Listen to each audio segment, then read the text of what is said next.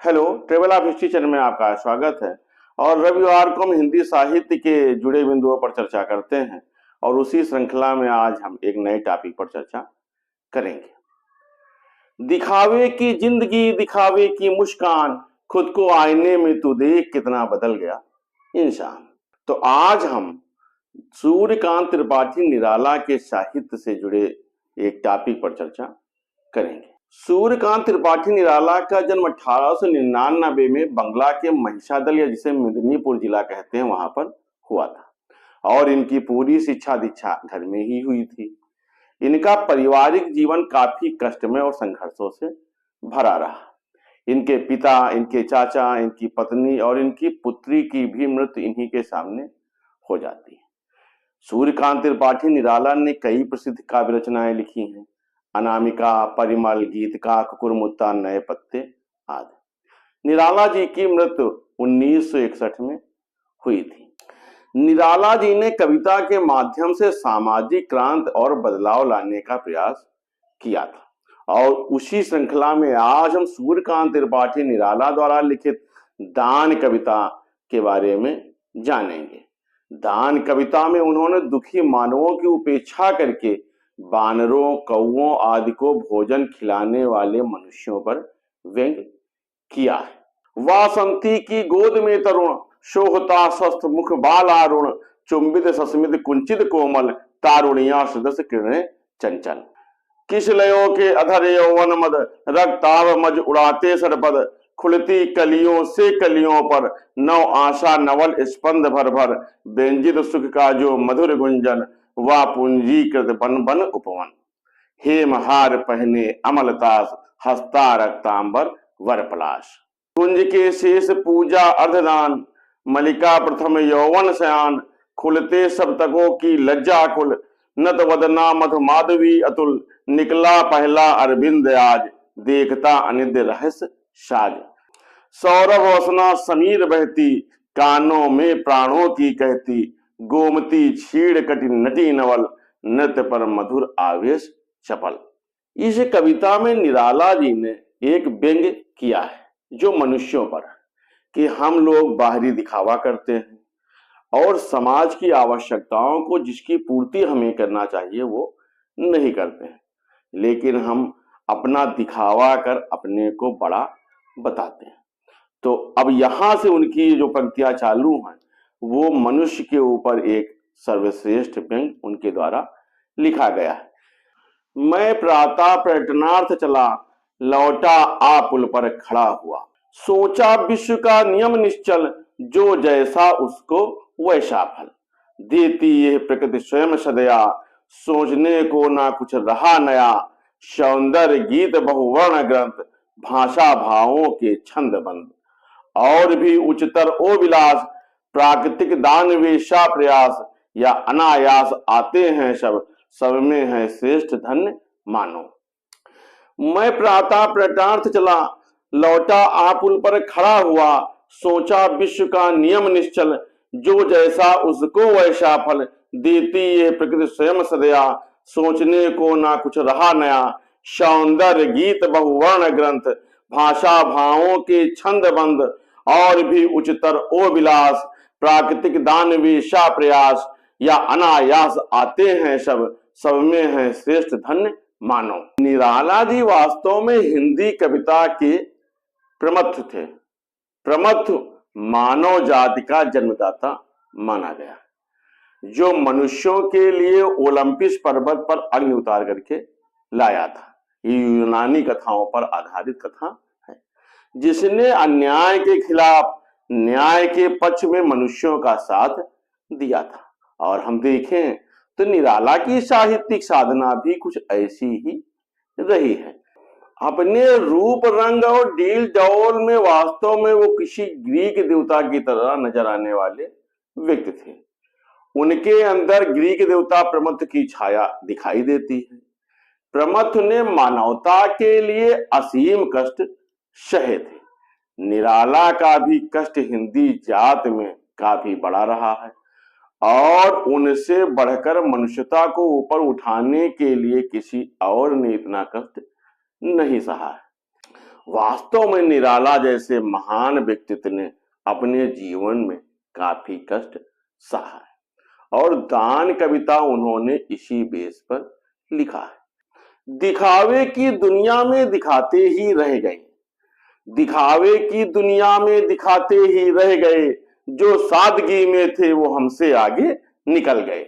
ये विश्वास के साथ कहा जा सकता है कि अगर हिंदी को निराला नहीं मिले होते तो हिंदी साहित्य वैसा ना होता जैसा कि आज दिखाई पड़ता है। निराला ने हिंदी कविता को एक आग दिया था जो आज तक जल रही है। प्रमथ को देवताओं के सरपंच जियस ने पर्वत से बांध देने की सजा दी थी, ये यूनानी कथाओं में वर्णित है।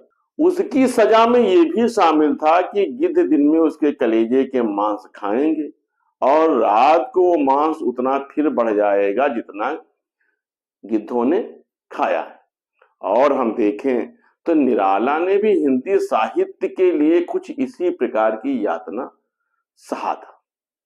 दान कविता में उन्होंने फिर लिखा है, फिर देखा उस पुल के ऊपर बहुसंख्यक बैठे हैं बानर, एक और पद के कृष्ण काय, कंकाल शेष नर मृत्यु पाए, बैठा शरीर दैन्य दुर्बल, भिक्षा की उठी दृष्ट निश्चल, अत क्षीण कंठ है तीव्र उषास, जीता जो जीवन से उदास, ढोता जो वह कौन सा साप, भोगता कठिन कौन सा पाप, ये प्रश्न सदा ही है पथ पर सदा मौन इसका उत्तर।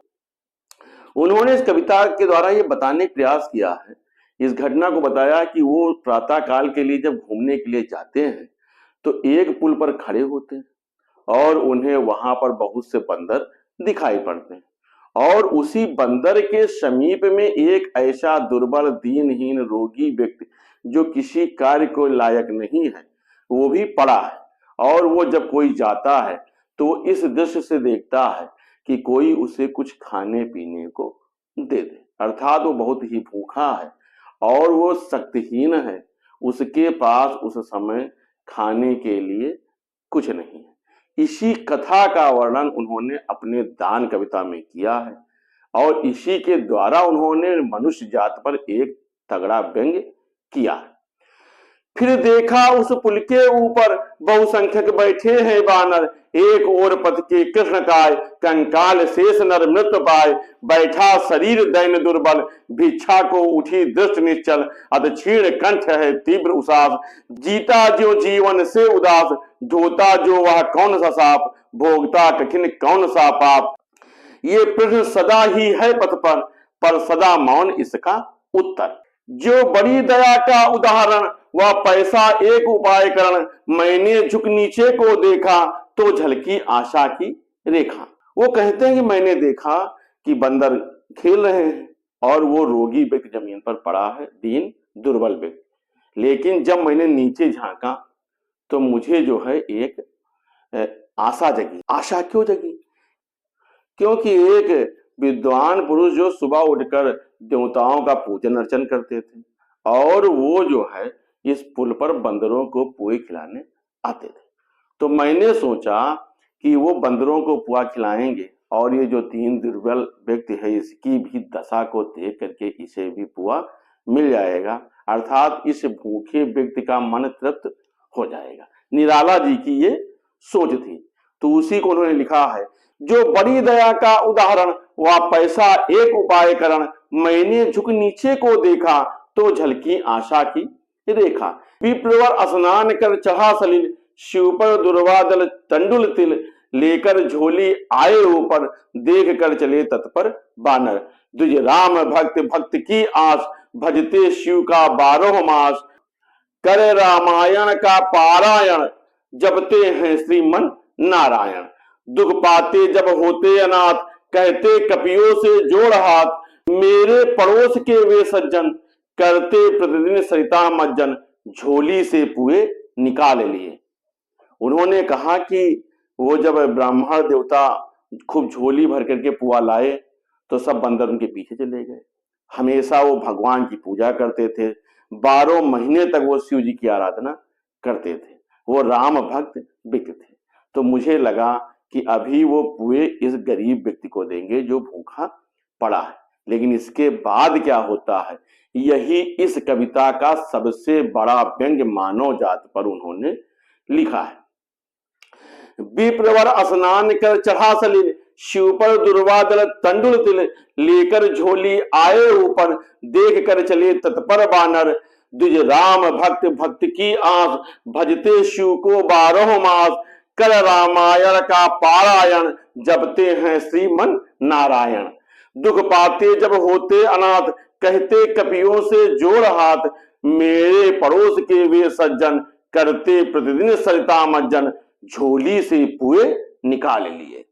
झोली से पुए निकाल लिए, बढ़ते कपियों के हाथ दिए, देखा फिर नहीं उधर मुड़कर, जिस ओर रहा वो भिक्षु इतर। यही सबसे बड़ा व्यंग है। झोली से पुए निकाल लिए, बढ़ते कपियों के हाथ दिए, देखा फिर नहीं उधर मुड़कर, जिस ओर रहा वो भिक्षु इतर, चिल्लाया किया दूर दानो, बोला मैं धन्य श्रेष्ठ मानो। चिल्लाया किया दूर दानो, बोला मैं धन्य श्रेष्ठ मानो। इस कविता के द्वारा निराला जी ने एक बहुत बड़ा व्यंग किया है कि हम जानवरों को खिला देते हैं, खिलाना चाहिए, लेकिन मनुष्य जो एक भूखा पड़ा है उसे हम नहीं खिलाते हैं, उसको भी हमें उसके हिसाब से सहायता करनी चाहिए। इस कविता के द्वारा उन्होंने रूढ़ियों और अंधविश्वासों का विरोध किया है। अगर हम देखें तो हमारे समाज में आज भी इस प्रकार की भावनाएं चलती हैं कि हम दिखावा के लिए बहुत कुछ करते हैं, लेकिन वास्तविकता के धरातल पर हमारा दिखावा शून्य होता है। आज भी हम अपने घर में कई हमारे बुजुर्ग हैं जिनकी हम सेवा नहीं करते और जा करके भागवत सुनते हैं, कथाएं सुनते हैं, वहां पर गुरु जी के पैर दबाते हैं। अरे पहले हमें अपने घर के बुजुर्ग, अपने आस पड़ोस के जिन्हें सेवा की आवश्यकता है उनकी सेवा करें, इसके बाद हम दिखावा के लिए जाएं। लेकिन आज का मनुष्य दिखावे में ही पड़ा रहता है और वास्तविकता के धरातल से दूर रहता है। इसीलिए सूर्यकांत त्रिपाठी निराला जी, इन्होंने अंधविश्वास और रूढ़ियों का विरोध किया था। वास्तव में आधुनिक साहित्य के जितने प्रगतिशील मूल्य हैं उन सबके प्रति निराला पूरी तरह से सचेत और जुड़े हुए थे। निराला ने अंग्रेजी साम्राज्य की आर्थिक उन्नति की भी आलोचना किया था। अपने समय के प्रति जैसी जिम्मेदारी का भाव निराला जी के अंदर था वो आज दुर्लभ दिखाई पड़ता है। वास्तव में निराला जी की कविता ने निराला के इस विश्वास को साबित करके दिखाया था। उनकी कविताएं अंत को अस्वीकार करने वाली कविताएं होती थी। हम देखें तो हिंदी साहित्य के आलोचक उपन्यासकार दूधनाथ सिंह ने इसी विशेषता की ओर ध्यान दिलाते हुए निराला जी की तुलना टैगोर, बादलेयर, जॉर्ज सेफरिस और अन्य लेखकों से किया है और इनमें से टैगोर और एजरा पाउंड में ही निराला जितनी विविधता होने की बात कही गई है। निश्चित तौर पर हिंदी साहित्य के खाते में निराला जी का होना हिंदी के लिए सौभाग्य का विषय रहा। जितनी छोटी हस्ती है उतना ज्यादा किया बखान, खाने को रोटी नहीं संगमरमर से बना मकान। वास्तव में इस दिखावे से हमें दूर रहना चाहिए और निराला जी के आदर्शों के अनुसार हमें धरातल पर वास्तविक रूप से काम करना चाहिए। दिखावे की इस झूठी दुनिया में हमें नहीं जीना चाहिए। दान कविता इसी प्रकार का एक व्यंग है जिसे हमें अपने मानव जीवन में समझना चाहिए और वास्तविक जो पीड़ित व्यक्ति है उसकी सहायता करनी चाहिए। तो झूठे शान शौकत और दिखावे में हमें नहीं जीना चाहिए।